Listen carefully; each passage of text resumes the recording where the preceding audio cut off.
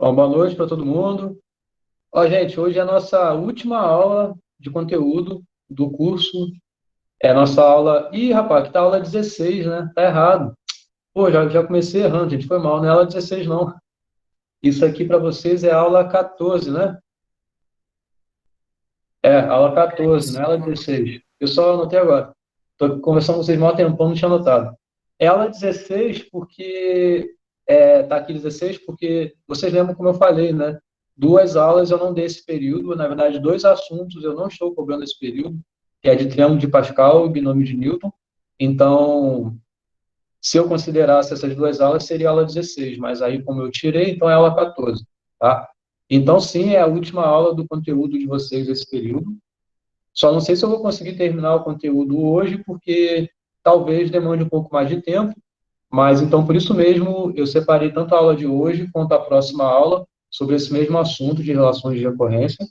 Mesmo se eu terminar o conteúdo hoje, na próxima aula eu vou fazer sobre esse assunto também para fazer exercícios com vocês sobre isso que tem embaixo. Ela é uma aula que dá continuidade ao assunto de indução matemática que nós vimos na última aula. Aliás, na penúltima aula, né, há duas aulas atrás, porque na aula passada foi somente de exercício sobre indução. Então, eu acho que, sei lá, acho que a maioria de vocês estavam presentes, ou todos que estavam presentes. Se não ficou claro, eu recomendo que vocês assistam de novo o vídeo, façam perguntas se tiver algo que não esteja claro, porque o assunto não vai morrer lá, né? Por exemplo, hoje a gente vai usar isso de indução também. E, como eu tinha mencionado, né, também isso na aula passada, aula retrasada, essa parte da matéria tem uma importância muito grande no curso de vocês, de computação de modo geral, tá? Falar de relação de recorrência é algo que no conteúdo da matéria é novo, mas eu acredito que não seja algo novo na vida de vocês, porque vocês, na matéria de programação, vocês fizeram ou fazem algoritmos recursivos, certo? Beleza? Beleza. É algo que vocês fazem, não é? Um algoritmo recursivo. Um algoritmo você consegue separar em dois tipos, né? Nos iterativos e nos recursivos, né? Então, dentro desses algoritmos recursivos, relações de recorrência se relacionam fortemente. Basicamente é isso. Tá? Então, bom, falando de fato sobre isso de algoritmos e um pouco sobre o que vocês veem com os algoritmos, dentro da área de computação, existe uma técnica de elaboração de algoritmo que é algo que eu acredito que vocês... por que está aparecendo esse negócio aqui? Não deveria. Esse trequetinho aqui, essa barra. Como é que eu tiro isso? Pera aí. Bota em tela cheia, Bruce. Não, esse programa não tem como fazer isso. Será que se eu apertar aqui vai? Ih, não, foi mal. Isso aqui é o trackpad. Toque duas vezes para fechar o trackpad. Duas vezes onde? Aqui? Ih, gente. Pronto, saiu. Ah, vai assim mesmo. Ah, agora saiu. Bom, beleza. Então, não sei se vocês já ouviram falar explicitamente nessa técnica de algoritmo, mas quando você pensa em resolver um problema, algoritmicamente falando, a gente vê que existem algumas técnicas. Dividir para conquistar é uma delas. Vocês já ouviram falar nela? Já. Já sim. Já? Então, vocês sabem falar alguma outra técnica que existe que não seja essa?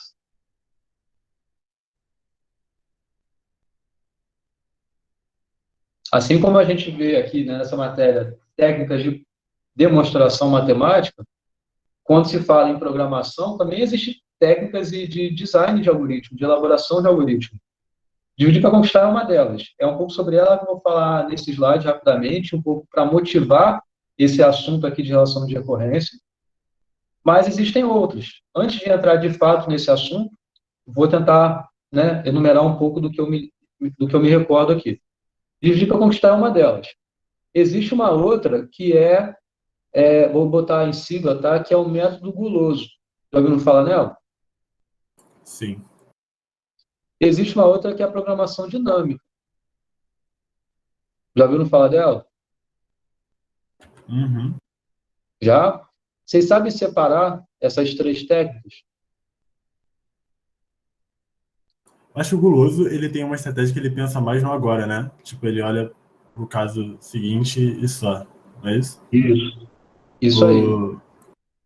Então, só complementando um pouco o que você está falando aí, o método guloso é exatamente isso. É uma coisa que a gente chama também de ser míope, né? Alguém que é míope não enxerga bem de longe, para longe, né? Só consegue enxergar o que está perto.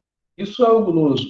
Você pensa nessa sua maneira de elaborar a sua resposta, desenvolver o seu algoritmo em ir para aquela possibilidade que for mais conveniente naquele momento. Ser mais conveniente, eventualmente, é ser a melhor das possíveis soluções daquele momento. Pode ser que no futuro isso não te leve ao melhor caminho possível, pode ser que no futuro não seja a melhor solução possível, mas é uma maneira de se resolver alguns problemas. Para alguns problemas, a gente sabe que a estratégia gulosa é excelente e é a melhor dos mundos. Para algumas outras, não. Ela não vai se aplicar.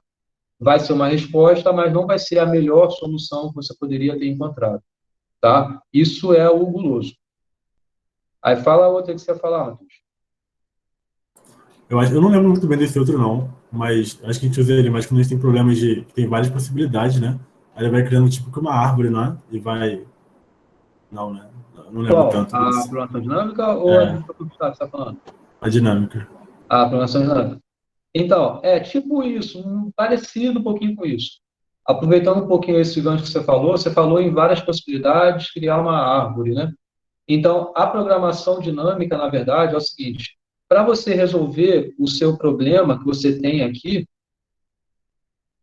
de um tamanho específico, você aproveita soluções de tamanhos menores e que você já tem armazenado isso em alguma tabela, em algum vetor, em alguma matriz. Você consegue aproveitar soluções de tamanhos menores de modo a, de alguma forma, combinar essas soluções para, assim, obter a solução que você tinha inicialmente. Então, acaba que você vai meio que construindo essa solução sua, meio que de baixo para cima. Em relação a essas instâncias menores do seu mesmo problema, você consegue aproveitar de alguma forma e obter uma solução para o seu problema original. Isso é a programação dinâmica, tá? Isso é bem usado, por exemplo, para resolver um fatorial Fibonacci, né? Que a gente não tem que... Bom, eu vou falar sobre isso já já.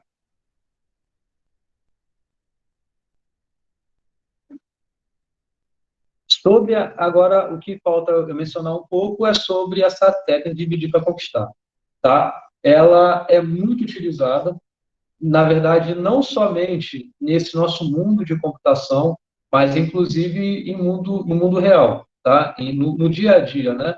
Ela, em inglês tem esse nome, né? Divide and Conquer, e ela consiste no seguinte: para determinar a solução de um problema, o que a gente faz? Determinar a solução do problema buscando solução através da solução de problemas menores. Então, em outras palavras, você tem o seu problema, algo que você quer resolver. O que a gente faz aqui, a gente é capaz de quebrar esse problema em alguns problemas menores. Então, repara que ele é um tipo de técnica que é dada a sua solução, nela você quebra em soluções menores e resolve o problema nessas soluções menores. Então, resolvendo um problema nas soluções menores, você meio que combina elas de alguma forma para obter, sim, a solução do seu problema inicial. Vocês podem me perguntar se não é a mesma coisa do que eu acabei de falar quando eu mencionei programação dinâmica. A resposta é não exatamente. Lá, a gente começa em pedaços menores, desses pedaços menores, a gente vai construindo a solução global. Dividir para conquistar é um pouco do que o jeito um pouquinho contrário. Você parte da sua solução, aliás, você parte do seu problema inicial, quebra ele em menores e você aproveita essas soluções menores para obter sua solução global. Falando muito informalmente é isso, tá? Para efeitos de curiosidade, esse conceito ele existe, ele não nasceu no mundo da computação. isso é um termo clássico utilizado em estratégias de guerra, tá? Então, por exemplo, o que acho que Júlio César, né, até ponho aqui, é uma técnica que Júlio César utilizava na antiguidade. Então, a ideia é justamente essa. Para você conseguir vencer o seu inimigo, você gera uma divisão entre eles. Ao gerar essa confusão entre eles, você consegue conquistá-los depois. Porque é como se tivesse assim, vocês são um grupo, se vocês mesmos se quebram, é muito mais fácil atacar vocês, entendeu? É mais ou menos assim que funciona essa técnica. Em você pegar um problema grande, subdividir esse problema e você trata ele em problemas menores, entendeu? E isso você pode aplicar em diversos conceitos. Por exemplo, quem assistiu Os Vingadores, aquele Guerra Civil, o que o Tony Stark briga com o Capitão América. Eu vi. O que aquele cara lá, o malvado do filme fez? Você lembra? O que ele queria? Ah, professor, tem muito tempo. Não lembro, não. Então, mas vocês lembram que o Homem de Ferro, ele brigou com o Capitão América? Sim, sim. Isso vocês lembram. Os mais fortes brigaram entre si. Quer falar uma coisa, André? Pode Não, falar. não, fica no microfone aqui, tá tranquilo. Achei que você ia falar que é a sinopse do filme e tal. Mas então, o que aconteceu no filme é o seguinte: retrocedendo um pouco na história, teve os Vingadores, né, os primeiros Vingadores. Se vocês lembram dele, eles acabam que destroem uma cidade. A de Sokovia, eu acho que é Sokovia o nome da cidade. Os Vingadores destroem aquilo. Naquela cidade tinha um cara que era meio alucinado. E acaba que com essa destruição que os Vingadores fazem na cidade para acabar lá com o Ultron, lá na Guerra de Ultron, lá, a família dele é morta. E aí ele fica bolado, ele quer acabar com os Vingadores. Ele quer acabar com os Vingadores, mas ele não tem poder para acabar com todos os Vingadores. Acaba que ele consegue gerar uma confusão interna ali dentro delas, ali dentro deles, de modo que para ele fica muito mais fácil ele acabar com a instituição Vingadores, uma vez que ele consegue fazer com que um super-herói brigue com o outro. Entendeu? Então, uma vez que ele consegue gerar divisão entre eles, conseguir atacar vai ser muito mais fácil depois. Entendeu? Então, é mais ou menos isso que é o filme. Então, é um exemplo também que se encaixa justamente nessa técnica aqui, ó, de Gustavo, que legal. Tá vendo? Então, agora voltando para o mundo da computação, às vezes a gente consegue soluções mais eficientes quando pensamos dessa forma, tá? Então, quando você tem o problema agora computacional, você consegue às vezes, quebrar nesses pedaços e o tempo de processamento que vai demandar para resolver vai ser muito mais rápido, tá? Vamos ver alguns exemplos. O primeiro exemplo é um que talvez vocês conheçam. Vocês conhecem esse problema de busca numa lista ordenada? Sim. Sim? Então, o que é o problema? Problema computacional, vocês têm sempre que saber o seguinte: qual é a entrada e qual é a saída, tá? Qualquer problema computacional tem que ter isso. O usuário vai te dar uma entrada e você tem que retornar uma saída, tá? Aqui eu estou colocando bem direto, eu quero saber, né, se o 16 está aqui dentro e já retornando para a sua posição em caso o 16 esteja ali dentro. Tá legal? Estou aqui nessa aula quase virando um professor de computação para vocês. Estou explicando o algoritmo aqui. Mas, tá claro o que eu estou falando? Sim. Beleza? Então, como a gente resolve esse problema? Aqui, a entrada é algo bem particular, né? Eu estou colocando como entrada uma lista aqui de valores bem específicos. É claro que o computador ou algo programável não vai ter essa visão que a gente tem, nessa lista aqui é pequena. Se dá para olhar rapidamente e ver que o 16 não está ali, certo? Uma restrição que tem na entrada desse problema é que a lista esteja já ordenada, tá? Então, isso quer dizer que os elementos que aparecem na entrada têm que necessariamente estar em ordem. É algo que nem faz parte do seu pré-processamento saber se a lista está ordenada. A lista está já ordenada de entrada, tá? Então, dada que a lista está ordenada, como a gente consegue resolver esse problema para saber se o 16 está ali dentro? Como vocês fariam?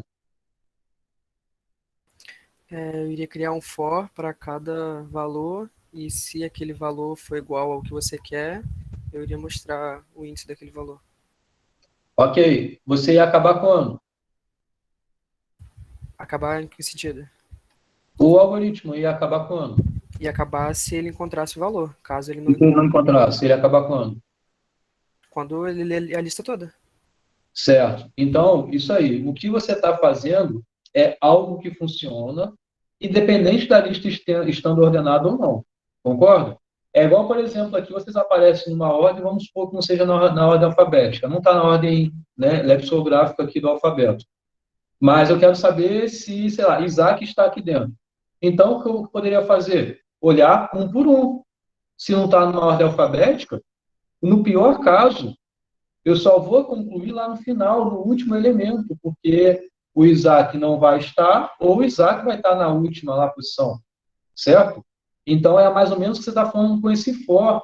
Você vai rodar toda a sua lista que você tiver ali em mãos. Só que aqui, a gente sabe algo especial dessa entrada. A lista está ordenada. O que, em outras palavras, pensando nessa mesma situação que eu estou gerando aqui com vocês, estando agora em ordem alfabética, se eu quero saber se Isaac está aqui na sala, o que eu faço? Eu vou na primeira pessoa que tem a letra A, sei lá, André tem a letra A. Depois, não sei mais quem, Álamo, não sei se Álamo está aí, mas enfim, vou passando, né? Um a um. Passei da letra I, quem vem depois do I no alfabeto? É J, A, B, C, D, F, G, é I, J, né, J. Então, cheguei a alguém que tem letra J aí, João, por exemplo, se o Isaac não veio antes, eu sei que o Isaac não vai estar à frente do João, certo? Porque está em ordem alfabética. Beleza? Então, concordam que aí já é um ponto de parada que eu posso ter? Se eu cheguei em alguma letra que vai ser depois da letra que eu desejava, e a letra que eu desejava não estava ali, eu sei que a letra que eu desejo não vai estar após aquilo ali. Entendeu? Que está em ordem alfabética. Então, eu consigo parar antes. Você concorda que, ainda no pior caso a ser considerado, não é algo que vai me ajudar enormemente esse problema? Na verdade, essa solução de você parar antes? Porque, no pior caso, eu estou querendo buscar alguém que tem a última letra do alfabeto. Então, eu vou ter que, ainda assim, percorrer todo mundo com essa estratégia algorítmica aí. Mas, de um modo um pouco razoável aí, tende a ser melhor. Concordam com isso que eu estou dizendo? Sim, Então, por Professor, exemplo, se eu quero buscar o 16, um jeito seria eu vir aqui, pô, é 2, não é? É 5, não é? É 8, não é? É 10, não é? É 15, não é? É 20, não é? Opa, 20 é maior do que 16. Então, eu sei que não vai estar aqui no final, consigo parar antes. Não preciso rodar todo mundo. Então, um possível algoritmo é esse. Eu percorro do início até o fim da lista, indo para a posição seguinte se o elemento for menor ao buscado. Então, eu só vou para a posição seguinte se o elemento que eu estiver buscando, ele for menor, né, ao que eu estiver olhando aqui. Paro, se encontrar, então, por exemplo, se o 16 estivesse aqui, eu pararia no 16, ou se eu chegar, né, ao final sem encontrar, ou, por exemplo, chegar ao elemento maior dele e eu não ter encontrado. Certo? Pode falar, Matheus, desculpa, não deixei você falar, pode falar. não, tranquilo, pô. Eu só ia sugerir. Não, mas o que você já vai falar, pô, deixa. Vai, continua. Perfeito. Isso. Então, apesar dessa estratégia ser melhor, eu faço 6 comparações aqui, não preciso fazer todas, vocês concordam que, ainda assim, por exemplo, eu quero saber não a posição do 16, mas eu quero saber se o 26 está ali dentro. Pensando nesse algoritmo, ainda assim, eu ia ter que percorrer todo mundo? Concordam com isso? sim. Então, assim, acaba que Eventualmente eu vou ter algum ganho, mas é o que a gente diz, no pior caso, você não vai ter nenhum ganho. O seu pior caso é algo que seja exatamente como isso aqui. Você quer buscar algum elemento que ele é maior do que o seu último elemento ali, alguma coisa do tipo, ou ele está em algum valor, sei lá, é um 24 ou 23, então você ainda tem que vir até o final de alguma forma, sabe? Acaba que ainda vai ter que ir até o final. Isso não é uma estratégia de dividir para conquistar. Você não dividiu nada aqui. É só uma estratégia que resolve o seu problema. Agora, essa técnica que eu acabei de mencionar no slide anterior, ela é super útil nesse algoritmo, que é o de busca binária, e o que é provavelmente que o Matheus ia falar, né, Matheus? Ou não era? Isso, exatamente. O algoritmo de busca binária, ele é um algoritmo que ele utiliza essa técnica de dividir para conquistar, e nela a gente vê um ganho enorme aqui em tempo de processamento do algoritmo. Aqui, nesse jeito que a gente acabou de ver, nesse possível algoritmo que eu escrevi para vocês em linha bem alto nível, a gente chega à conclusão que a gente tem que executar N passos. N passos, onde N é o tamanho da entrada, ou seja, o número de elementos que você tem aqui. No pior caso, você vai ter que ir até o final. Tá? Então, você vai ter que executar N passos, onde cada passo é uma comparação. Então, aqui um passo, dois passos, três passos, vai ter que ir até o final no seu pior caso. Não sei se vocês já viram falar, mas é o que a gente chama de notação, ordem de grandeza, a gente chama ele de O de N. Mas não vou explicar isso, porque não faz parte da matéria. Tá? Bom, só para não agregar mais informação que não é necessária para cá exatamente, apesar de ser muito interessante. O algoritmo de busca binária, ao invés da gente fazer N passos, que é esse daqui, a gente consegue provar que a gente faz nele log de N passos, no pior caso. Log de N é muito mais rápido do que N, ou o número de passos é muito menor do que N passos. Número de passos é o que a gente diz, é o que vocês vão ouvir falar em complexidade do algoritmo. É o número de passos computacionais que ele vai fazer. Aqui, por exemplo, a gente fez N passos. Então, a gente poderia dizer que a complexidade desse algoritmo é N, ou O de N, mas essa notação não vou falar. Falando em busca binária, a gente consegue fazer em log de N passos. Você sabe o que é log de N? Log de N vezes N. Seria a quantidade de passos que a gente precisaria, não? Não, log de N. A minha pergunta é, vocês sabem o que é log de N?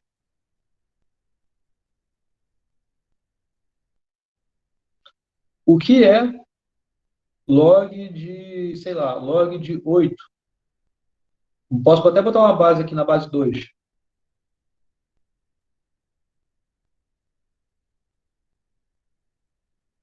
Três.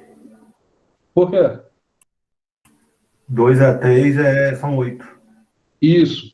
Então, log de algum N é o seguinte, o que a gente quer saber, qual é o resultado do log de N, o que ele é o resultado da potência que tem que ter essa base desse log, de modo que o resultado seja igual a esse valor.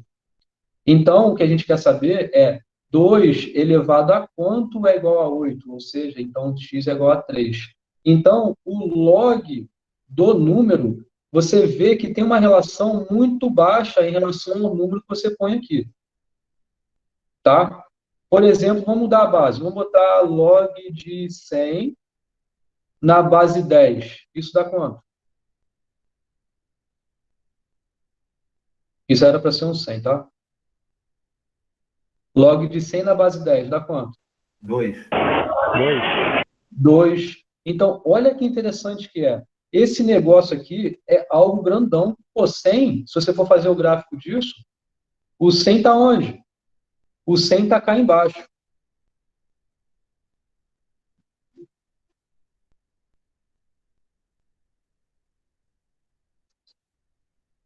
O 100 está cá embaixo. E o resultado disso é 2. É algo que está aqui, ó, pequenininho. Então, o crescimento logarítmico é algo muito devagar, tá? O que quer dizer que o que é o crescimento de n? Algo que faz n passos é uma reta, pensando graficamente sobre o negócio. Então, se é 2, aqui é 2. Se é 100, isso aqui é 100. Então, para uma instância, para uma entrada com 100 elementos, executar esse primeiro algoritmo que eu falei, ele faria 100 passos. Na ordem, né? Se você fosse pensar nessa ordem aqui na base 10, você faria log de 100 passos, que seria 2. Tá? Mas pensando nessa estratégia aqui, a gente não usa log de 10, apesar de poder converter um log no outro. A gente usa log na base 2, tá? Então, 2 elevado a quanto é 100?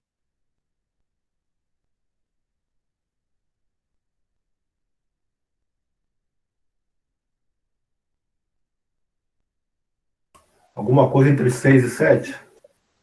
Alguma coisa entre 6 e 7. Porque 2 elevado a 6 é quanto?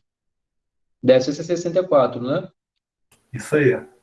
E 2 elevado a 7 passou, né? 128. É 128. Então, é algo entre 6 e 7, isso daí. Então, ao invés de fazer 100 passos nessa estratégia, essa estratégia aqui de busca binária é muito melhor, porque ela vai fazer log de n passos, no seu pior caso, que aqui, nesse caso, log de 100 na base 2 é 6, alguma coisa. Então, qualquer coisa na vida de vocês, que vocês forem fazer algum algoritmo, e eventualmente esse algoritmo for algo nessa ordem logarítmica aí, isso é muito bom. É muito melhor do que qualquer coisa polinomial que existe. Essa brincadeira aí de número de passos, infelizmente, não faz parte da matéria. Vocês veem em estrutura de dados, complexidade de algoritmos, matérias que falam sobre isso. Eu gostaria muito de dar ela para vocês, se de fato vocês tiverem essa matéria. Mas aqui vamos voltar ao assunto, porque eu já estou indo para a segunda hora da aula, nem entrei ainda no assunto de fato da aula, só meio que tentando motivar o assunto. Tá? Mas o algoritmo de busca binária é mais ou menos assim. O que é a técnica que eu acabei de falar, dividir para conquistar? É você conseguir quebrar o seu problema em pedaços, de modo, de alguma forma, você resolver esse seu problema no pedaço que você está olhando e misturar de alguma forma e conseguir resolver o seu problema. Aqui é um jeito bem mais simples, a gente nem precisa misturar depois essa solução. A gente nem tem, de fato, uma parte de conquista, a gente tem uma parte de divisão. Com a divisão, a gente já consegue obter a solução que a gente quer. Se o que a gente quer é o 16, o que a gente faz nesse tipo de estratégia? Olha quem está no meio. Quem está no meio aqui da lista é esse cara, certo? É justamente o cara que está no meio. É aquele cara que mais ou menos a metade vai estar da esquerda, a metade vai estar da direita. Mais ou menos, né? Porque se tivesse uma quantidade par de elementos, você ia encontrar alguém em que um lado ia ter um a menos do que o outro, né? Não necessariamente você ia quebrar no meio certinho. Mas, enfim, não tem problema aqui esse um a mais, um a menos de um lado do outro. O ponto é, você encontra um cara do meio.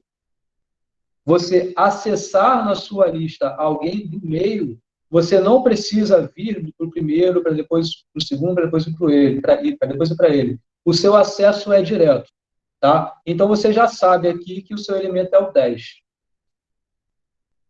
Se o elemento buscado for menor, então, se o seu 16 for menor do que 10, você sabe que, necessariamente, se o 16 está na sua lista, ele está nesse pedaço. Isso quer dizer que você pode eliminar toda essa metade. Então, a cada passo, você reduz a metade do tamanho da lista que você tem. Então, aqui nesse caso, o que a gente sabe é que 16 é maior do que 10. Então, toda essa metade aqui pode ser o quê? Eliminada. Então, você não precisa passar por eles, porque você já sabe que o seu 16 é maior do que 10. Então, essa parte toda você pode eliminar. Entendeu? Então, agora, o seu problema, você dividiu, porque agora você só vai tratar com esse pedaço. Você poderia até tratar com esse pedaço, mas não vem ao caso para esse problema, você não precisa. Então, você vai, resolve a mesma coisa aqui, com essa mesma estratégia, que é o quê? Olha agora quem é o meio dessa lista, que é esse cara. olhando esse cara, compara com o seu 16. O seu 16 é maior ou é menor? É menor. Então, necessariamente, se ele tá nesse pedaço. Então, você vê como você reduziu o seu problema, que você fazia 6 passos. Pior que era algo interessante você fazer essa estratégia. Você consegue reduzir a algo que você vai fazer 1, 2, 3 passos.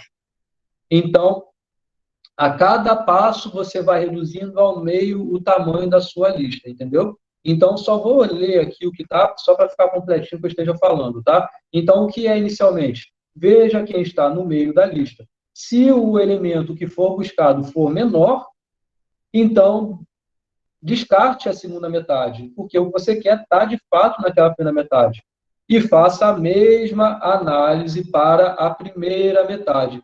Fazer a mesma análise significa você recomeçar o seu procedimento, mas agora não é para a sua lista inteira, e sim para a metade que você estiver considerando. Entenderam isso? A cada passo você vai fazer isso até chegar no momento que você já sabe resolver o seu problema. E acabou. Entendeu? Então, 3 passos para concluir que 16 não se encontra. Aqui, como foi, bem melhor do que aqui em cima. Tá? Então, isso é o algoritmo de busca binária. Tá? Um outro exemplo é o problema de ordenação numa lista. Eu vou tentar falar rapidinho isso aqui, até para dar tempo de eu falar mais coisas aqui nessa aula de hoje. Mas, com o que eu falei até aqui, está claro? Vocês conseguem ver que essa estratégia ela é interessante, você quebrar suas soluções em pedaços menores é interessante. Aqui ficou algo interessante, mas acaba que a gente, nessa metade que você descartou, você não precisa olhar. Aqui vai ser diferente, nesse problema novo que eu estou falando aqui. Esse problema é o de ordenação de uma lista. Então, de novo, o que a gente tem que ter em mente? Entrada, saída. Qualquer problema algorítmico, você tem que pensar dessa forma. Dado uma entrada, como tem que ser a saída? Como você vai conseguir chegar na saída desejada? Isso é algo que você vai ter que elaborar. Tá? Então, o problema é o seguinte, a entrada é algo que está embaralhada, uma sequência de inteiros aí que está numa ordem embaralhada, a sua saída tem que ser sua transformação em algo em ordem crescente. Vocês conhecem algum algoritmo de ordenação? Merge sort, quick sort, team sort, por aí vai. Por aí vai, tem vários. Bubble sort, select sort, merge sort, quick sort, bucket sort, radix sort, tem inúmeros. Não inúmeros, né, mas tem vários. Tá? Na verdade, 2 desses, o quick sort e o merge sort, utilizam dessa ideia de divisão para conquista. Tá? Que é muito parecido, vou falar um pouquinho do merge sort aqui, muito parecido com o algoritmo de busca binária. Tá? Aqui, a ideia do merge sort é a seguinte, a gente divide ao meio e cada metade dela a gente ordena utilizando a mesma recursividade, ou seja, a gente, para cada metade, aplica a mesma estratégia. Aplicar a mesma estratégia significa dividir ao meio e aplicar a estratégia para cada metade da metade original. Então, aqui, o que seria você dividir no meio, dado que o meio agora é esse, e aqui também, dado que o meio para esse pedaço é esse. Agora, para cada metade, que é essa e essa, você faz alguma coisa. O início do processo de divisão para conquista é você dividir. Depois vem a parte da conquista. Entendeu? A parte da conquista significa você aproveitar soluções de pedaços pequenos para compor sua solução global. O que eu estou querendo dizer com isso? Quando você divide ao meio aqui, você só tem o 2, você não tem nada para fazer com ele. Agora, o que você tem que fazer é combinar a solução, que é o próprio 2, com a solução... Ops, perdão, estou olhando aqui embaixo, era para eu estar olhando aqui embaixo. Desculpa. Então, dividiu ao meio, para cá, para cá. Dividiu ao meio, para cá, para cá, para cá, para cá. Cada pedaço você vai fazer recursivamente, tá? Então, quando você dividiu ao meio, dividiu, chegou a cada pedacinho com um único elemento. Depois, a parte da conquista é a parte de combinar as soluções. O que significa? Combinando a solução com essa solução, como a gente quer ordenar esse negócio, você vai fazer a troca dos dois, porque o 5 é menor que 25, então você vai fazer a troca dos dois. A mesma coisa aqui, fazendo 20 com 8, 8 com 15, aproveitando as soluções em pedacinhos pequenos, você consegue aproveitar para obter soluções de pedaços maiores.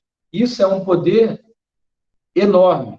Um algoritmo, se não fosse pelo merge sort, se você fosse pensar, por exemplo, no bubble sort, no select sort, são algoritmos que eles requerem uma complexidade mais ou menos da ordem de n ao quadrado. Enquanto que o merge sort é algo que requer na ordem de n log n. N ao quadrado é n vezes n. Então, acaba que esse n tem igual ao fator desse n aqui, mas esse ganho do log de n em relação ao n é um ganho enorme, igual a gente viu aqui no algoritmo de busca binária. Tá? Então, é um assunto que não faz parte do conteúdo de vocês, então meu intuito não é cobrar a vocês o procedimento merge sort ou o algoritmo de busca binária, mas é só para dizer como essa estratégia de dividir para conquistar se aplica enormemente para esses algoritmos que vocês conhecem no dia a dia, vocês vão conhecer no seu dia a dia aí, e que também procedimentos recursivos são utilizados para poder garantir o número de passos que esses algoritmos vão executar. Tá? Então, indo-se ao que significa uma definição recursiva, né?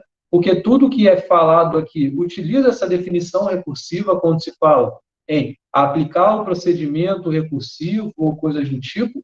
Então, o que é isso? Tá? Então, saindo dessa parte de definição, de motivação, e indo mais para a parte de definição, então, uma definição recursiva define objetos, e isso são funções, sequências, elementos, em termos de objetos previamente definidos da mesma classe sendo definida, ou seja, é um problema que você tem em mãos, uma função que você tem em mãos, se ela é recursiva, você precisa de soluções para instâncias menores, para aí sim você obter a solução do tamanho que você está olhando naquele momento. Isso que é algo recursivo. Tá? Então, um exemplo de algoritmo recursivo, de um procedimento, uma definição recursiva, é o cálculo do fatorial. Tá? O que é o fatorial? Vocês já viram o fatorial que vimos na aula de princípio multiplicativo, né? Então, uma estratégia não recursiva para você obter o fatorial de um dado inteiro não negativo n é o quê? Você pegar n, multiplicar por n-1, multiplicar por n-2 e assim bem descendo até chegar a 1. Certo? Ok? Tudo bem nessa estratégia? Então, o que é 5 fatorial? É 5 vezes 4 vezes 3 vezes 2 vezes 1. Isso é o fatorial. É um procedimento que você está fazendo a multiplicação do n que você tem com n-1, com n-2, com n-3 e assim por diante, até chegar a 1, você consegue concluir ali. Isso é algo iterativo. É algo que vai fazer você percorrer passo a passo multiplicação do quem você está para o cara anterior, para o cara anterior, para o cara anterior, e isso assim até chegar a 1. Agora, a gente consegue reescrever isso de modo recursivo da seguinte forma. O zero fatorial, a gente sabe que ele é igual a 1. Igual aqui, a gente já tinha isso. N fatorial, você vê que com essa escrita aqui, você poderia pensar o seu N fatorial sendo alguma função, e para você obter o valor do resultado dessa função, é necessário você saber o valor do resultado da função para n-1. Entenderam a diferença das duas coisas? Então, quando eu peço quanto é 5 fatorial, se você quiser me responder de modo recursivo, é a mesma coisa você falar 5 fatorial é 5 vezes 4 fatorial. Acabou. Essa é a sua resposta. E repara que ela é uma resposta recursiva, porque para você obter o valor dessa função, você tem que entender o que é o fatorial, tem que saber o que é o fatorial. E para você saber o que é o fatorial de 5, é necessário, aqui nessa fórmula recursiva, você saber que é o fatorial de 4. Entendeu que algo recursivo está aparecendo aqui? Está claro isso? Sim? Uhum. Então, é algo que pode ser escrito de modo recursivo, mas também pode não ser. Então, em termos algorítmicos, muitos algoritmos que vocês vão fazer, alguns deles vocês fazem de modo recursivo, mas poderia fazer de modo iterativo. Aqui está um exemplo, tá? Então, se você quiser escrever algoritmicamente esse cálculo de n fatorial de modo iterativo, o que você faz de modo geral é fazer um para, um for. Então, repara que isso daqui é algo que você poderia pensar de crescente, de baixo para cima. Para você obter o resultado de n fatorial, você calcula 1, certo? E aí você vai, que aqui você já sabe, né, o fatorial de é o 1, então você vai e multiplica por 1. Depois você vai para o seguinte, que é o 2. Você vai, multiplica por 1, que é o anterior. Então, a cada passo, você vai multiplicando pelo anterior, até o final você obter sua resposta. Como funcionaria aqui? Então, primeiro, fatorial aí recebe 1, né? Está aqui até fora, né? Então, aqui você meio que poderia pensar em sendo 1, suas posições 2, 3, 4, 5, até chegar ao n. Para você obter n fatorial, como você poderia fazer aqui? Ir armazenando nessa tabelinha. Então, o fatorial, a cada passo, ele vai mudando de valor, né? Então, primeiro, o fatorial, ele vale 1. Depois, você pega 1, multiplica por 1. Então, vai dar 1, né? Porque aqui, ó, 1 é o i. Então, 1 multiplicado por 1 dá 1, certo? Depois, você incrementa isso daqui, vai valer 2, tá? Então, vai pegar o i valendo 2, multiplicar por fatorial, que é o valor que você já sabe aqui, que está aqui do lado, que é 1, então vai virar 2. Certo? Depois você vai incrementar, é o 3. Então, você vai pegar 3, multiplicar por 2, vai dar 6. Depois você vai continuar, 4. 4 vezes 6, que é o anterior, 24. E assim vai. Isso aqui vai dar 510, eu acho. E assim você vai continuando até chegar no final o valor que você quer obter, que é o de n fatorial. Entenderam o processo aqui iterativo para obter a resposta de n fatorial? Ok? Certo. Então, você pensa ela como sendo algo crescente para você resolver, algo iterativo. Enquanto que essa estratégia recursiva é você pensar ela de cima para baixo. Então, para você obter o valor de fatorial do i que você está querendo, no caso aqui do n, então, para você obter o fatorial de n, é necessário você saber quanto que era o fatorial do n menos 1. Então, vai ser você fazer a seguinte conta, n que multiplica fatorial de n menos 1. E olha aqui a chamada recursiva. Então, o algoritmo vai ter que recomeçar, mas agora com a entrada não sendo mais o n, e sim n menos 1. Então, aí, executando esse negócio, você vai ter que isso vai ser n, que multiplica o quê? A execução desse passo, né, vai ser o quê? N menos 1, que multiplica fatorial de n menos 2, e assim você vai vindo até chegar à base da sua recursão. Qualquer procedimento recursivo, como você está vendo, que ela é de cima para baixo, ou seja, você começa com a entrada lá em cima, lá no n que você quer obter de resposta, vai abrindo, e você não pode ir abrindo essa função e nunca parar. Você tem que parar.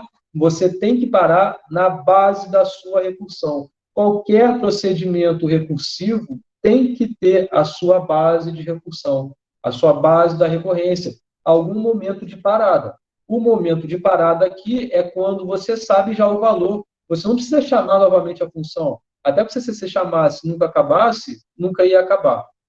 Né? Se nunca acabasse, nunca ia acabar.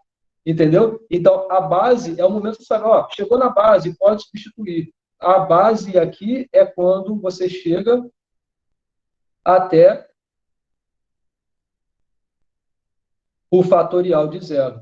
Chegou no fatorial de zero, substitui esse valor aqui por 1 e sai multiplicando todo mundo que você tinha. Isso é a visão, essa é a visão recursiva. Entenderam? Beleza? Tá. Ainda saindo agora um pouquinho dessa parte de algoritmos e tudo mais, vou apresentar aqui um exemplo de uma sequência de inteiros, na verdade, naturais, em que a gente consegue expressar com ela uma função que a gente consiga determinar o número de elementos de uma determinada posição. Tá? Então, é a sequência de Fibonacci. Então, é uma função, mais ou menos, a gente pode pensar isso como uma função. Então, ela é uma função em que você, para obter o valor do elemento que você queira, é necessário você saber o valor do elemento em posições anteriores.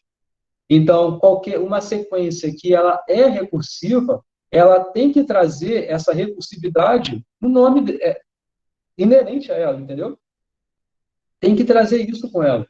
Tem que trazer algo que, para você obter o valor para algum específico elemento, é necessário saber valores anteriores da própria função. Aqui vai um outro exemplo, né? Eu já apresentei alguns aqui, que é o do fatorial. Então, é a sequência de Fibonacci. Você já ouviu falar nela?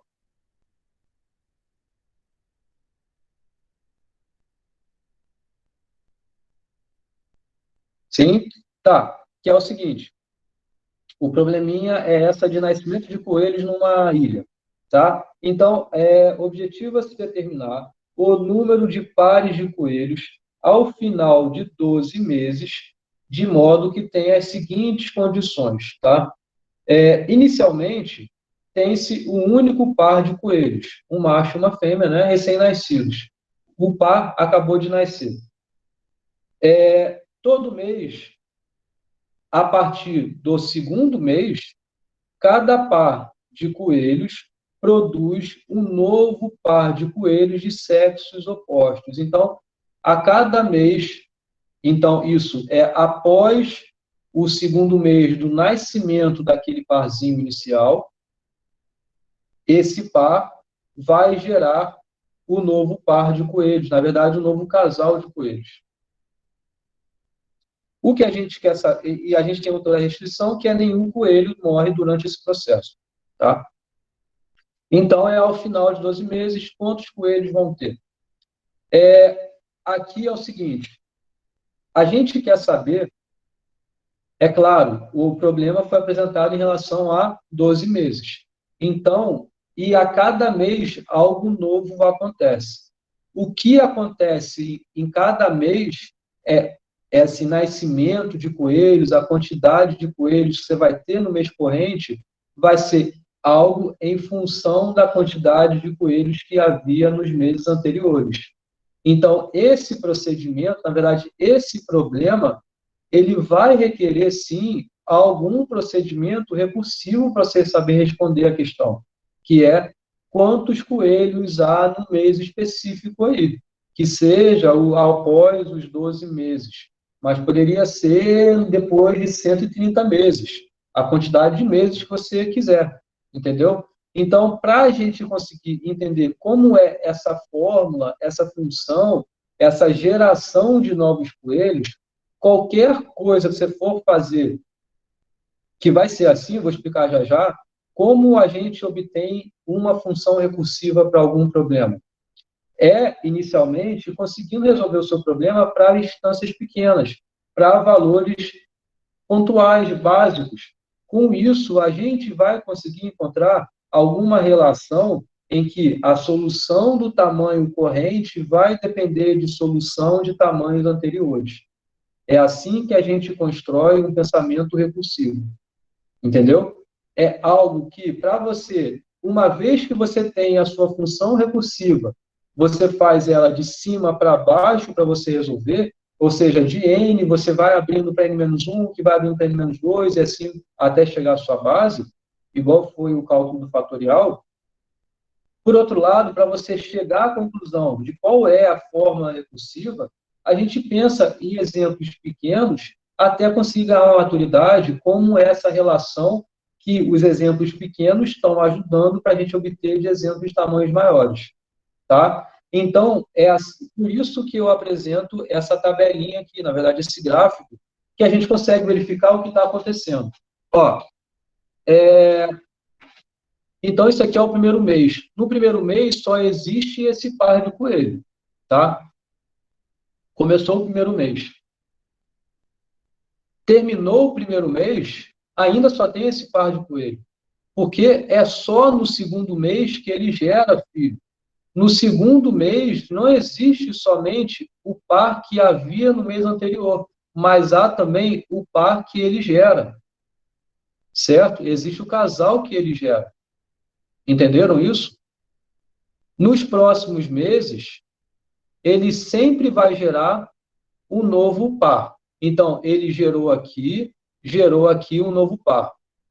Enquanto que esse não gera no mês seguinte, mas 2 meses depois. Entenderam mais ou menos a mecânica aqui? Então, o que ocorre aqui nessa tabelinha, eu vou explicar já já. Na verdade, nesse gráfico, eu vou explicar no próximo slide. Mas, vocês conseguem ganhar alguma intuição da quantidade de coelhos que está aqui em relação à quantidade de coelhos que há nos meses anteriores?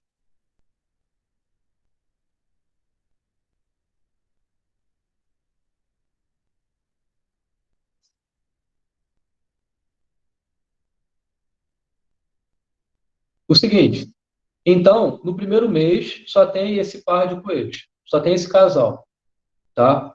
No segundo mês, né, no início do segundo mês, ainda só vai ter ele, né? No início do primeiro mês, no final do primeiro mês, não poderia pensar assim. Isso aqui já é o segundo mês. Bom, vocês concordam que a quantidade de pares, a quantidade de casais que havia nesse mês anterior vai continuar tendo aqui? E, além disso, dado que esse par existe desde 2 meses anteriores, então, esse par novo vai surgir? Entenderam o que eu falei? Sim. A mesma quantidade de coelhos que havia no mês anterior vai continuar tendo aqui, mas, além disso, a quantidade de coelhos que há 2 meses anteriores, você tem que colocar ela aqui, na verdade, você tem que somar essa quantidade aqui também, porque para cada par que havia 2 meses anteriores, vai haver um novo par que ele vai gerar. Então, vamos olhar para esse mês seguinte aqui. A quantidade de coelhos, a quantidade de pares de coelhos que havia nesse mês aqui, vai continuar tendo. É a mesma quantidade porque nenhum coelho morre. Então, continua tendo. Sendo que cada par, cada casal de coelhos que há 2 meses anteriores, 2 meses anteriores, ele gera um novo casal para cada um que existe aqui. Porque a cada 2 meses, né, o coelho nasceu. Passou 2 meses, ele vai gerar um casal. E ele vai continuar existindo. Então, vamos olhar melhor aqui, nesse caso. A mesma quantidade de coelhos que há nesse passo, vai continuar tendo. Eles não morreram. Vai continuar tendo. No caso, é esse daqui, esse daqui, esse daqui, esse daqui. Certo? Sendo que, olhando 2 meses anteriores aqui, esse casal já vai ser capaz de gerar um novo coelho. Então, gerou esse casal de coelhos. Enquanto que esse daqui também já vai ter gerado um novo casal de coelhos, que a saber é esse daqui. Então, a mesma quantidade que há no mês anterior vai continuar tendo no mês seguinte, só que, além disso, a quantidade de casal que existia 2 meses antes, cada casal vai gerar um novo casal de coelho. Então, você tem que somar essa quantidade com essa quantidade. Isso vai dar a quantidade que está aqui. Enxergaram isso? Por que aqui nesse mês são 1, 2, 3, 4, 5 coelhos? 5 casais de coelhos. Por quê? A quantidade que havia no mês anterior vai continuar tendo, porque nenhum morre. São 3 casais, continua existindo 3 casais. Sendo que a quantidade de coelhos que havia 2 meses anteriores gera um novo casal. Você não está contando nesse somatório dessa quantidade com essa quantidade, casais repetidos. O que você está contando é tudo que existia no mês anterior vai existir. Sendo que os casais que havia em 2 meses anteriores, 2 meses anterior, né? Há 2 meses atrás, gera um novo. Então, esse daqui gerou um novo. Então, você associou a esse elemento aqui. Esse daqui gerou um novo. Você associou a esse elemento aqui. Tá? Então, olhando na tabelinha, basicamente isso que eu estou falando, ó, no primeiro mês, a quantidade é 1, só tem um casal de coelhos, né? No segundo mês, você tem 1 ainda, porque o casal do mês 1 não procriou, né? Pensando isso no início do segundo mês, né? Sendo que no final do segundo mês, pensando um pouco, talvez já como o seu terceiro mês, né? O mês 3, por que existe essa soma daqui? Né? 1 do mês 2, ou seja, esse casal do mês anterior continua tendo, mais um novo casal para cada casal que há no mês 1, porque é aí onde ele vai começar a gerar. Entenderam? Então, o casal ainda existe, ele está aqui, mas esse casal gerou um novo, porque ele está no seu segundo mês de vida. Então, ele gerou um novo. Entenderam? Isso é o seu terceiro mês. O seu quarto mês é o quê? Há 2 casais do mês 3 continuam. Um novo casal para cada casal de coelhos que há no mês 2. Esse casal aqui está procriando um novo agora.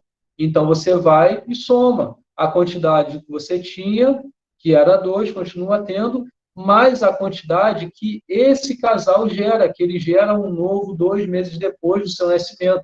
Então, 3 casais de coelho. E assim vai indo. Você vai seguindo sempre com essa relação, somando os 2 anteriores.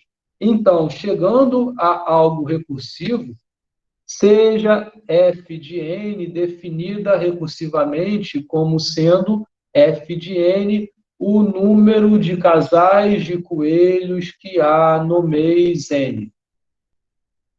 Tá? Se você quiser saber quantos casais de coelhos há no mês 10, quantos casais de coelhos há no mês 10, você soma com a quantidade de coelhos que há no mês 9 com a quantidade de coelhos que há no mês 8. Você obtém a sua resposta. O que você tem que ter sempre, assim como eu falei no slide anterior, quando eu me referi ao fatorial, ao algoritmo do fatorial de modo recursivo, você tem que ter a sua base de recursão. A sua base é o seu ponto de parada. Se você quer saber quanto que é F100, você consegue. Porque F100 é igual a F99 mais F98. Em outras palavras, quantos casais de coelhos há no mês 100? É você somar a quantidade de coelhos que há no mês 99 com a quantidade de coelhos que há no mês 98. Você repara que você não consegue, olhando assim de cara, obter a sua resposta. Ou seja, dizer, no mês 100 há, sei lá, 7 milhões de casais de coelhos. Você não consegue chegar a um valor inteiro para a sua resposta. Mas você consegue exibir alguma resposta recursiva. Uma resposta recursiva é algo que você consegue obter a resposta final, o valor pretendido. Por exemplo, se você quer me perguntar, quantos casais de coelhos tem no mês 4? Eu não sei o valor. eu sei que é f de 3 mais f de 2. Você sabe quem é f de 3 e quem é f de 2? F de 3 eu não sei, f de 2 eu não sei, porque minha função recursiva não me disse o valor exato, mas ela me disse qual é o seu valor recursivo. Então, para você obter f de 3, você faz f de 2 mais f de 1, ou seja, soma os dois anteriores do f de 3. É o f de 2 mais o f de 1. Agora o f de 2, não sei. Eu sei que o f de 2, ele é o f de 1 mais f de 0. Então, você agora conseguiu resolver o seu problema? Ainda não, porque olhando para cá, você não tem o valor de f de 2. Pensando algoritmicamente, como o seu computador faria se você implementasse somente isso daqui? Dizendo para ele o valor exato somente desses dois termos e o f de n é algo recursivo. Tá? Então, o f de 2 você não sabe. Então, tá com n maior ou igual que 2, aplica a sua função. Então, f de 2 é f de 1 mais f de 0. Então, você tem f de 2, soma o f de 1, soma o f de 1 de novo, soma f de 0. Né? Fazendo essa conta toda aqui. Pronto. Agora você sabe os valores de cada um dos termos, porque você tem na sua base. Por isso que a base da recorrência ela é algo essencial. Se você, por acaso, estiver resolvendo um problema, chegar a alguma solução recursiva, exibir como resposta somente isso daqui, você está errado. Você não vai ganhar a pontuação toda. Além da fórmula recursiva propriamente dita, você tem que ter explicitamente ali qual é a base da sua recursão. Porque se você fosse implementar aquilo, você não tivesse a base, você nunca ia acabar. Entendeu? Então, agora, tendo a base, você sabe, f de 1 é 1, f de 0 é 1, f de 1 é 1, f de 1 é 1, f de 0 é 1. Então, 1 mais 1, 2, 3, 4, 5. Então, eu queria saber f de 4, então, é igual a 5. Entenderam? Beleza? Você vê que com a fórmula recursiva, você consegue obter o valor que você quer, sendo que isso requer um número de trabalho grande, né? Você abrir a sua função recursiva para obter a resposta, aí abre a função recursiva, até chegar à sua base da recursão. Entenderam? Ok? Ok? Estão entendendo, gente? Nenhuma pergunta? Tudo certo. Tá. Então, um ponto que é interessante a gente aplicar a recursividade é quando a gente pensa em fórmula fechada, tá? Então, vou chegar em fórmula fechada já já dela.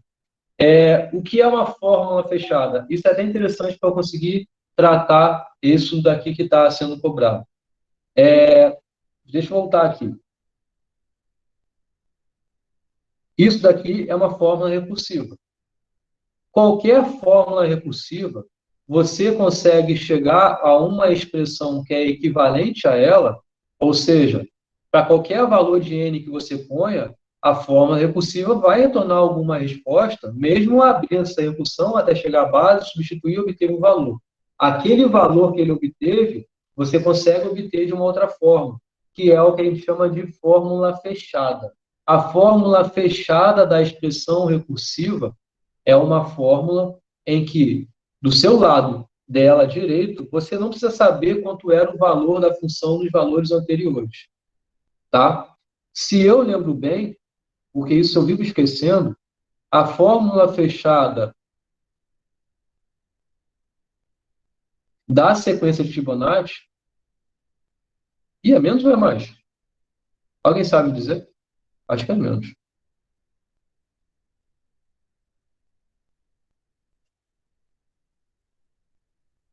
Isso é a fórmula fechada, não se assustem com ela.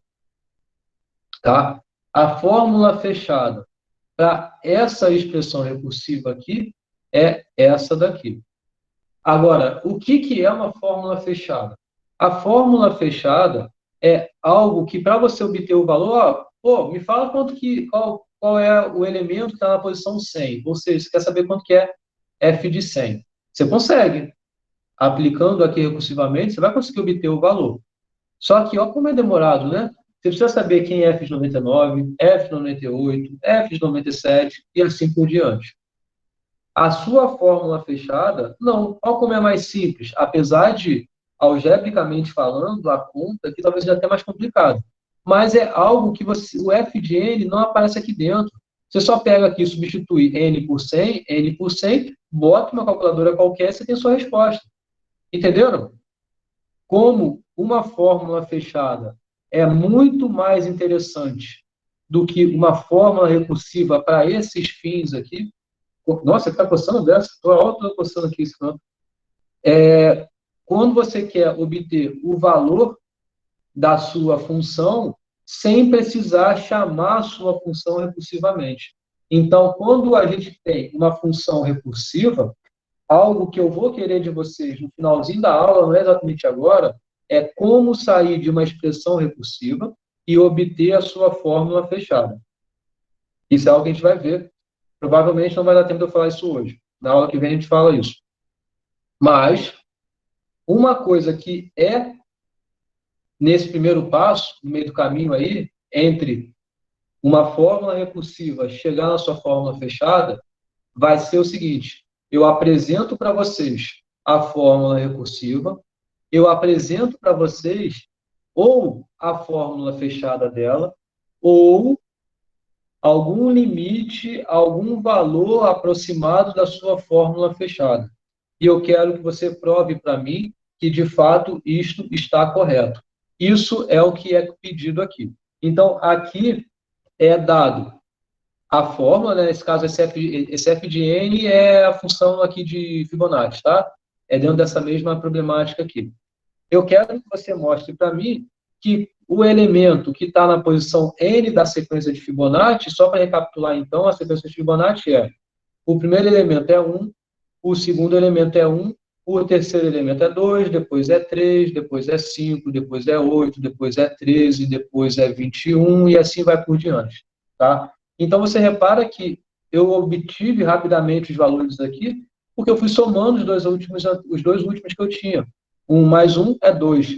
Isso daqui é a base. Os dois primeiros são a base. Somando os dois, obtenho o terceiro. Somando esse com esse, obtenho esse. 2 mais 3, 5. 5 mais 3, 8. 8 mais 3, 13. 13 mais 8, 21. E assim vai. Certo? Tá? Então, por exemplo, se você quiser sair, isso aqui é o, sei lá, f de 10. O f de 10, ele necessariamente ele é menor do que 7 sobre 4 elevado a 10. Isso é algo que eu quero que vocês provem para mim. Ou, claro, não exibindo exemplo, mas mostrando que, de fato, isso está correto, usando indução. A indução é uma técnica que se aplica muito para resolver problemas recursivos assim. Então, o que a gente viu na aula passada sobre indução, a gente aplica exatamente agora. Então, aqui, só recapitulando, o que eu apresentei foi uma expressão recursiva, tá?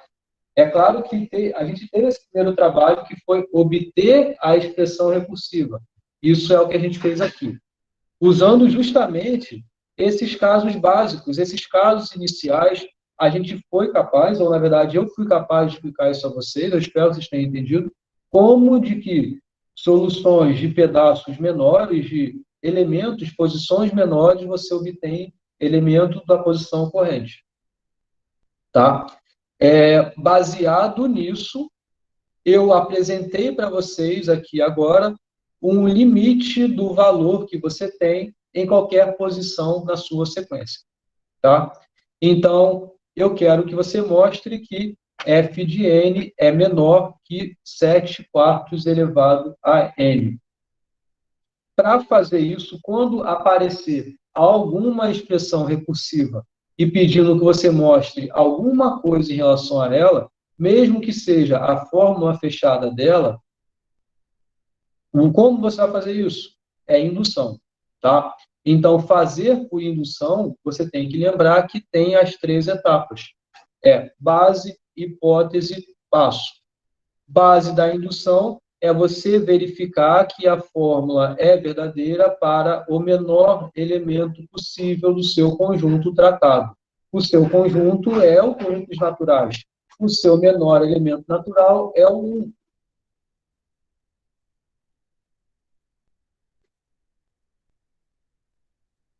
Filipinho gritando. Bom, a base é você verificar, então, que f de 1, de fato, ele é menor do que 7 quartos elevado a 1.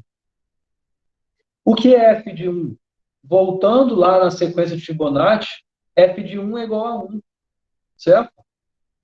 Isso é o seguinte, uma coisa é o que você tem aqui pela fórmula recursiva.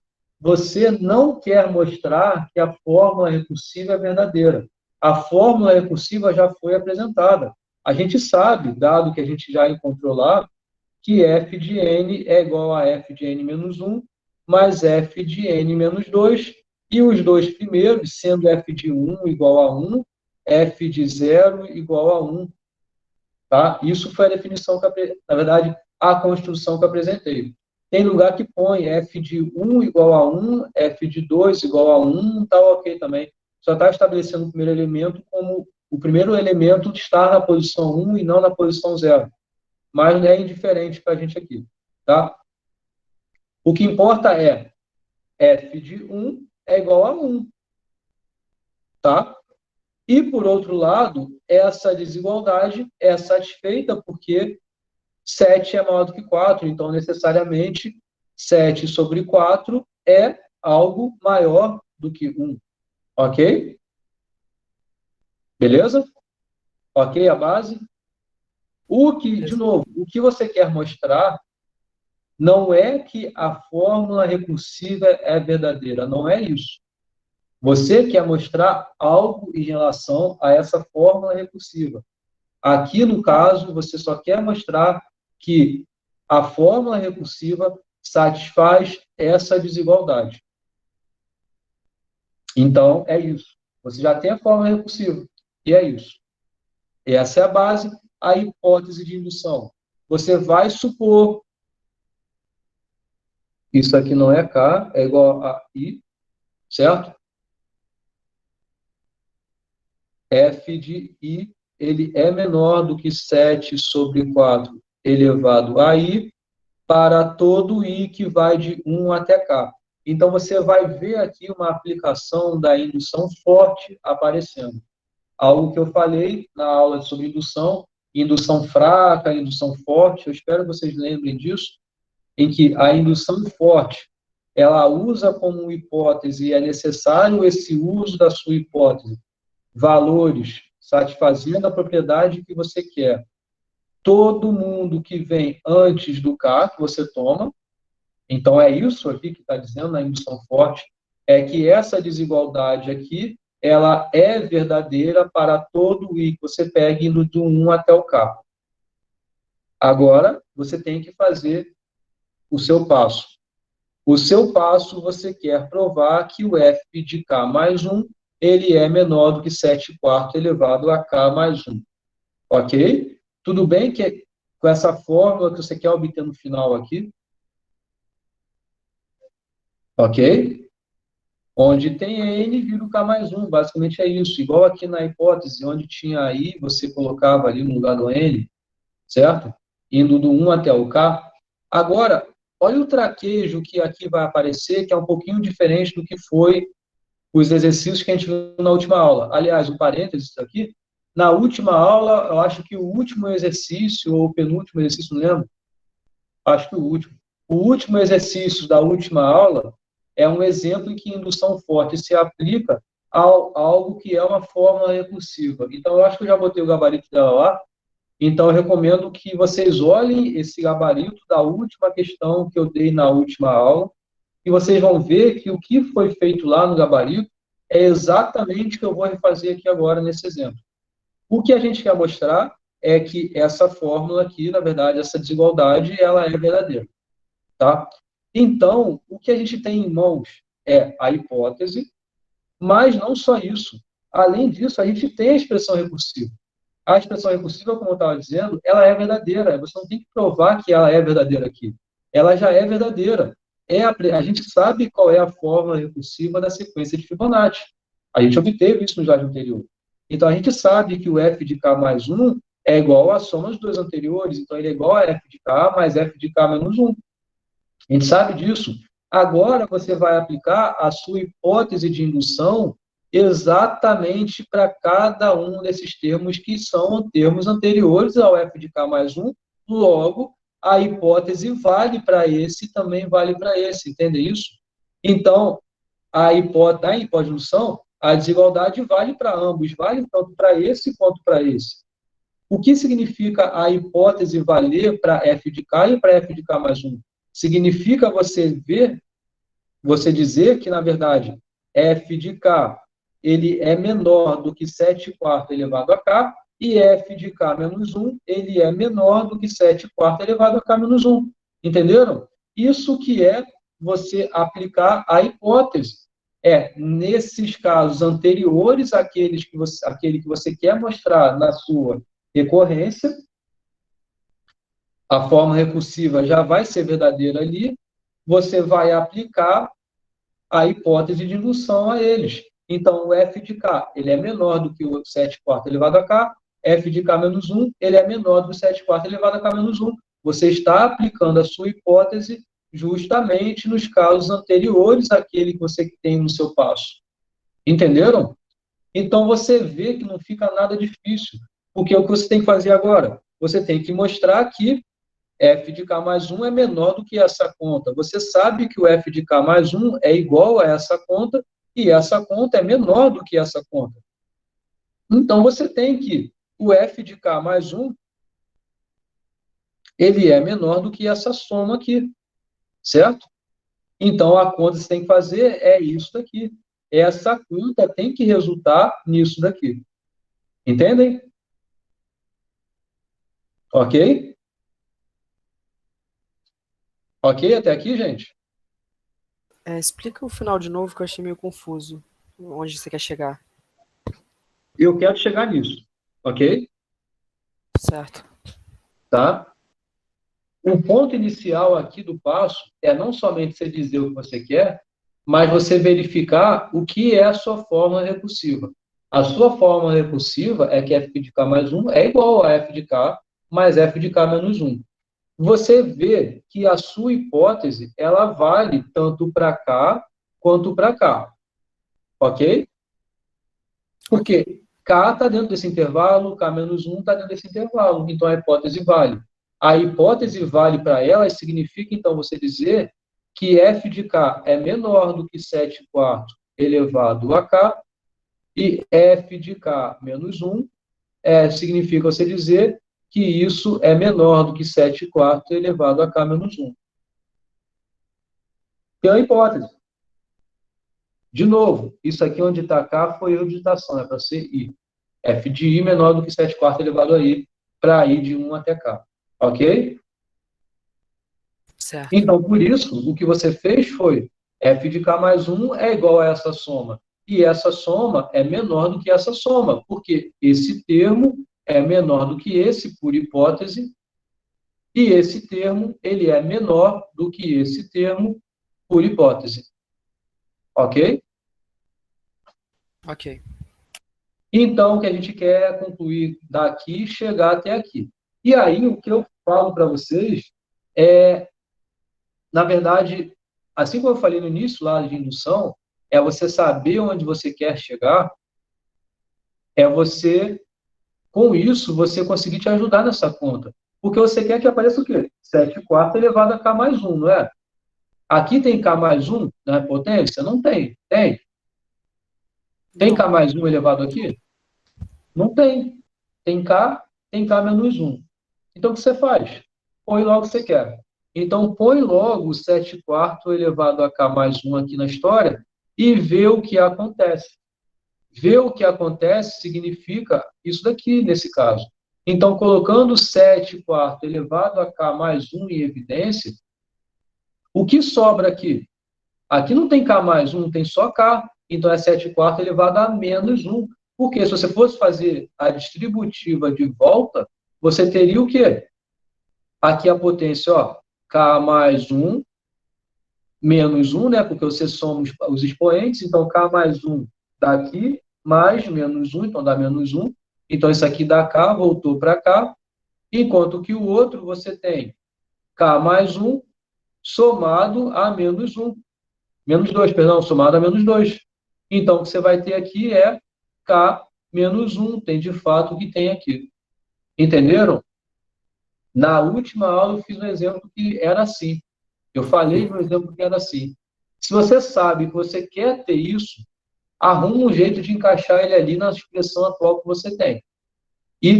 Mas, claro, se você quer manter uma igualdade em relação a isso, não pode somente colocar aquilo quando acabou, tem que analisar o que está sendo feito, o que você tem que fazer para que continue a igualdade sendo verdadeira. Ok? Com essa transformação aqui. Ok. Professor, você Tá. pode repetir a transformação? Posso. Então, você entendeu o porquê que eu coloquei o K mais 1 aqui, né? Eu Sim, porque de coloquei alguma o forma você quer 7. chegar nele, né? E aqui o que faz? Esse efeito daqui vir para cá é colocar em evidência. Mas eu estou colocando em evidência coisa que nem existe. Não existe o 7 elevado a k mais 1 aqui. 7 quarto elevado a k mais 1 não existe.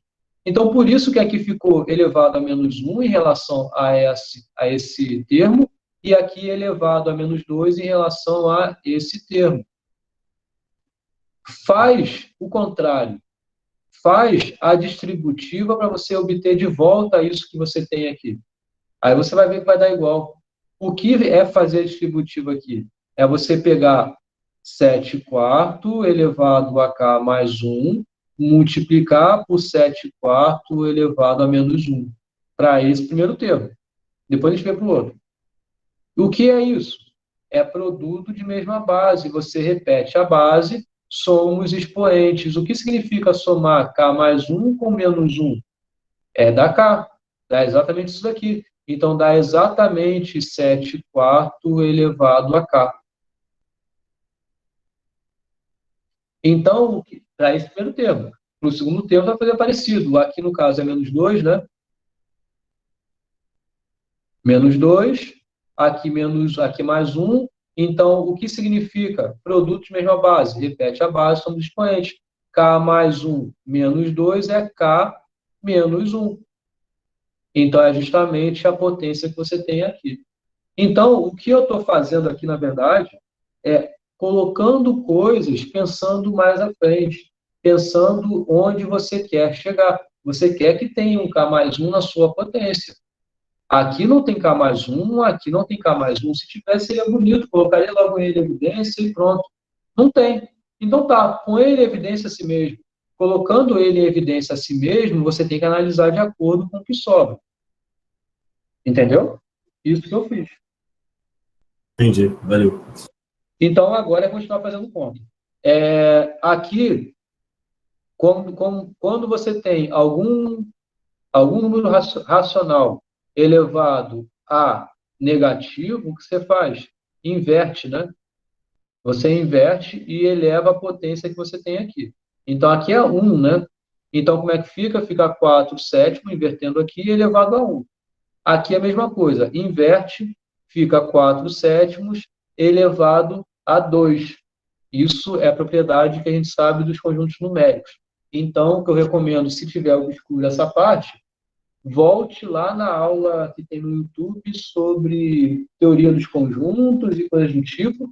Em alguma das aulas lá eu falo sobre conjuntos numéricos, no finalzinho da aula. Eu até recomendei isso quando eu falei de conjuntos para vocês. Em álgebra dos conjuntos, talvez, ou na aula antes dessa, enfim, acho que é a aula 9, ou 8, 10, sei lá, alguma aula daquelas, tá? Então, você fazendo essa conta aqui, você vem para cá, e aí você resolve a conta. Então, fica como? Colocando aqui, né, MMC, fica 7 elevado ao quadrado, né, o maior dos termos aqui. Então, aqui fica o 7 vai lá para cima, 4 vezes 7, aqui não fica nada, fica 4 ao quadrado. Resolvendo melhor essa conta, fica 7 quarto elevado a k mais 1. Repara que isso aqui a gente não mexeu, porque A gente não quer mexer nisso, é algo que a gente quer concluir em relação a isso.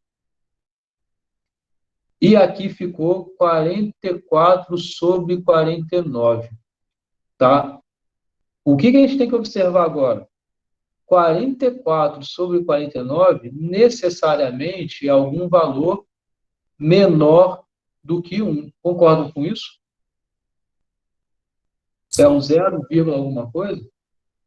Porque o 49 é maior que o 44, ou seja, você está querendo separar uma maçã para 10 pessoas.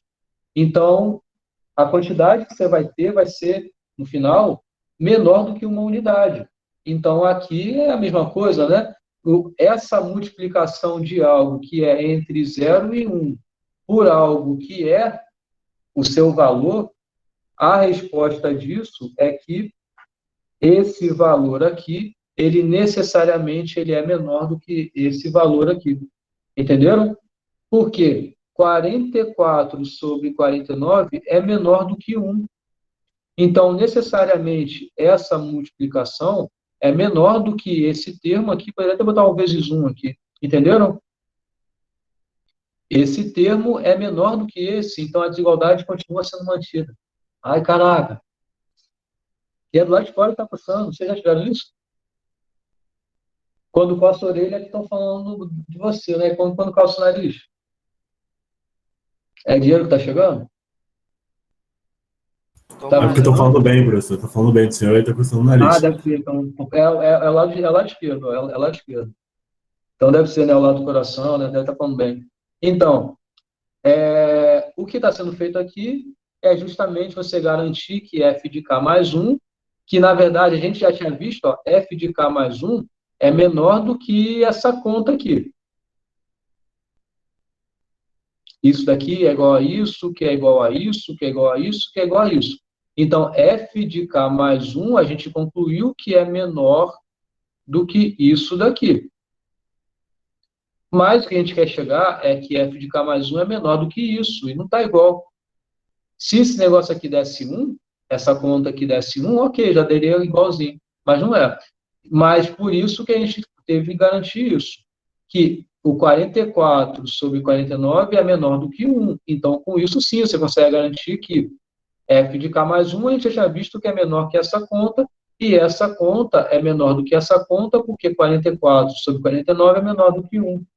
Entenderam? Então, f de k mais 1 é menor do que 7 quartos elevado a k mais 1. Entenderam?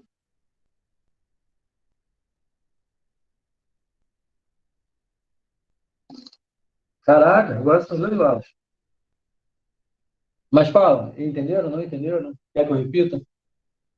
Eu vou encerrar por aqui, tá? Na próxima aula tem problema da Torre de Hanoi, e eu não vou entrar nesse problema agora, e a gente vai aqui ver como é que monta a solução da Torre de Hanoi. O intuito vai ser, primeiro, obter a sua fórmula recursiva, depois é mostrar a fórmula fechada. Então, é o seguinte, o que a gente vai ver na aula que vem, e juntando a isso, exercícios também que tratam melhor essas coisas, aqui, na aula que vem, eu vou montar com vocês essa fórmula recursiva, assim como eu montei a fórmula recursiva da sequência de Fibonacci. Depois eu vou apresentar uma fórmula fechada para ela, que é essa. Eu quero mostrar que, de fato, a fórmula fechada é essa. Mas repara que aqui eu vou apresentar a fórmula fechada pronta. Então, eu estou simplificando para vocês.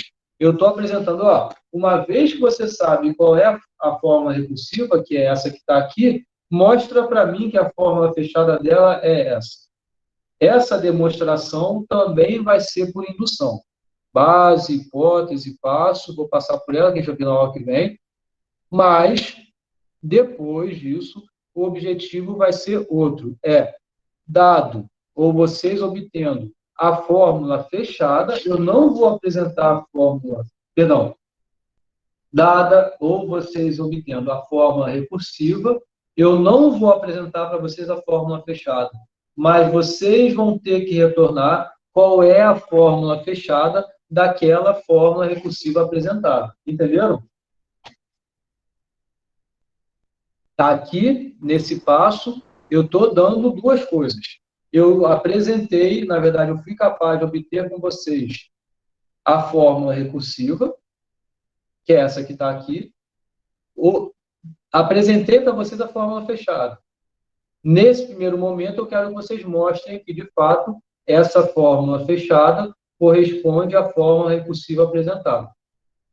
Depois, no segundo momento, vocês que vão obter a fórmula recursiva e vocês vão obter qual é a fórmula fechada, entendeu? Vocês vão obter tudo, entenderam? Isso a gente vê na próxima aula, tá?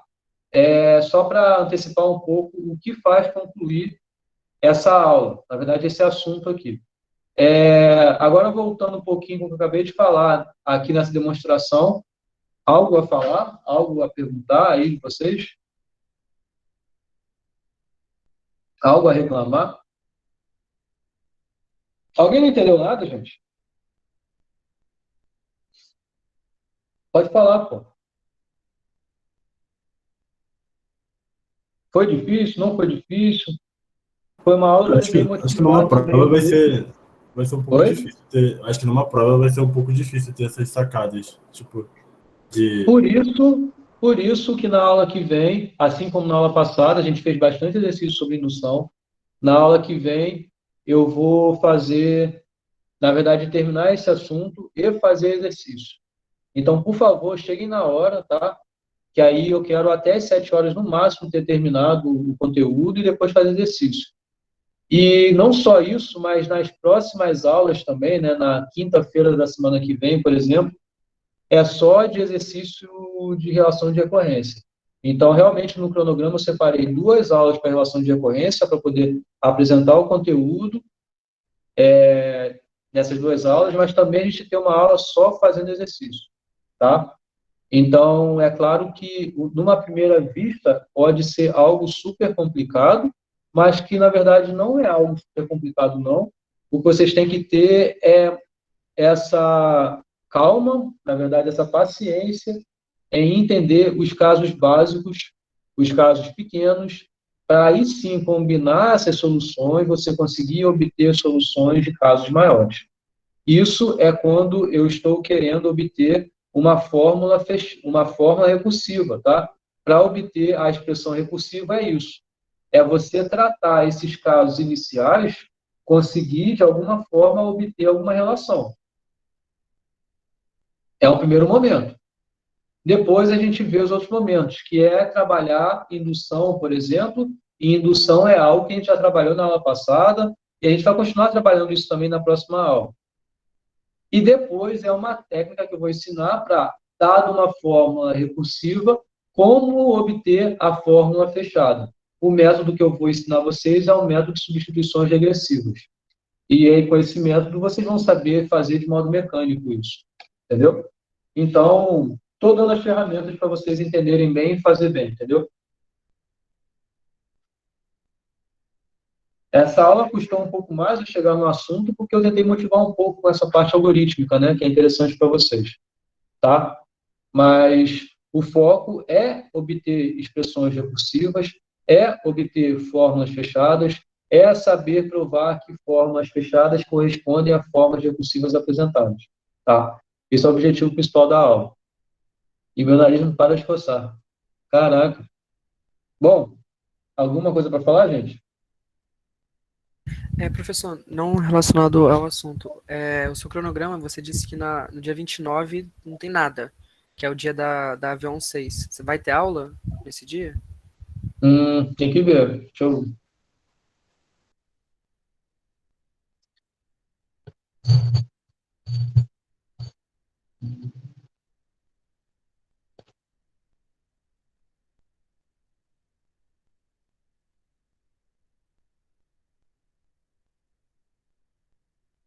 Se bem que por aqui eu não consigo ver.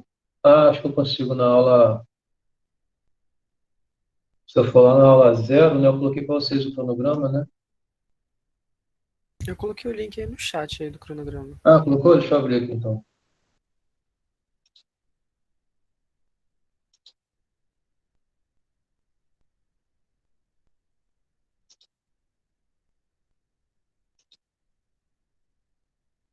Ah, valeu.